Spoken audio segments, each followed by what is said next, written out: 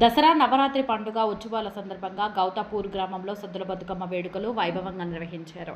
వికారాబాద్ జిల్లా తాండూరు మండలం గౌతాపూర్ గ్రామంలో సద్దుల బతుకమ్మ వేడుకలు టీఆర్ఎస్ నియోజకవర్గ మహిళా కన్వీనర్ శకుంతల దేశ్మాజీ ఆధ్వర్యంలో నిర్వహించారు. వేడుకల్లో ముఖ్య అతిథిగా హాజరైన మాజీ ఎమ్మెల్యే పైలట్ రోహిత్ రెడ్డి, మాతృమూర్తి, వికారాబాద్ మాజీ జడ్పీటీసీ ప్రమోదిని దేవి బతుకమ్మ వేడుకల్లో పాల్గొన్నారు.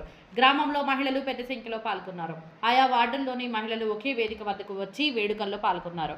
శరన్నవరాత్రి నుండి ప్రారంభమైన బతుకమ్మ వేడుకలు సద్దుల బతుకమ్మ వేడుకలతో బతుకమ్మ పండుగ సంబరాలు ముగిశాయి. ఈ సందర్భంగా మాజీ జడ్పీటీసీ ప్రమోదిని దేవి మాట్లాడుతూ మన సాంప్రదాయాలను భావితరాలకు అందించాల్సిన బాధ్యత అందరిపై ఉన్నదని తెలిపారు. ఇందుకోసం పండుగలను ఘనంగా నిర్వహించుకోవాలని పిలుపునిచ్చారు. ప్రతి ఆడబిడ్డ సంబరంగా జరుపుకునే పండుగ బతుకమ్మ పండుగ అని అన్నారు.